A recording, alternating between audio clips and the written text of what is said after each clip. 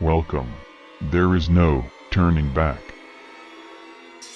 In the 1940s, Soviet Russia conducted a horrific experiment known as the Russian sleep experiment. Prisoners were used as test subjects in an attempt to create a gas that would eliminate the need for sleep in soldiers. What happened during the experiment is something straight out of a nightmare.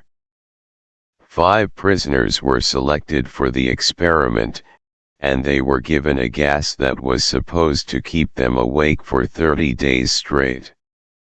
At first, the prisoners were able to stay awake and were even able to communicate with each other, but things quickly took a turn for the worse.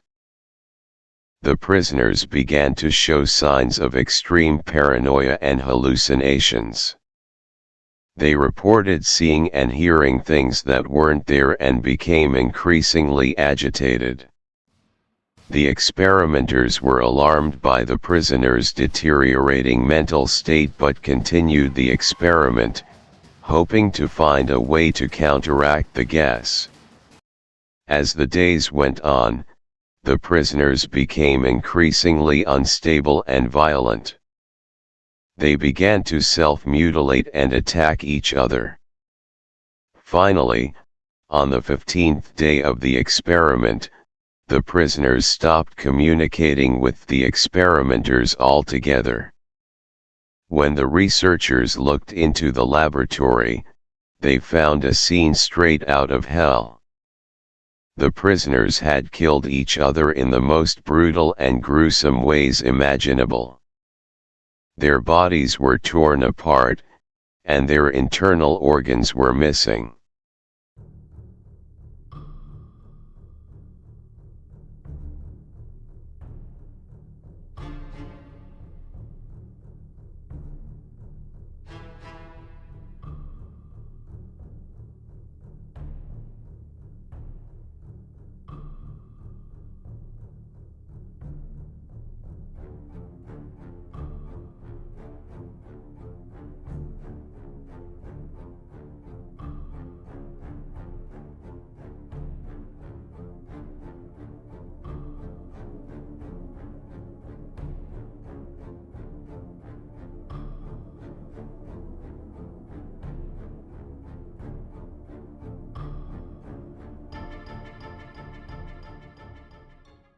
It's unclear what exactly caused the prisoners to turn on each other, but it's believed that the gas they were given caused them to lose their minds and become violent.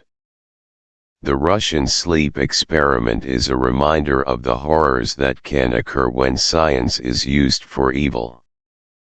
It's a cautionary tale that we must not forget as we continue to deal with the ongoing conflict between Ukraine and Russia. Are we going to see what in 1940 Russia have done? Or it will be just in the history?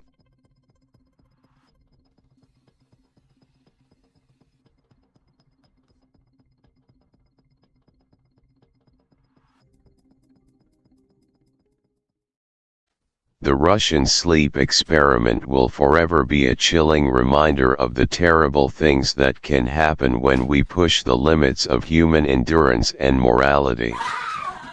May we never forget the lessons of this terrible tragedy.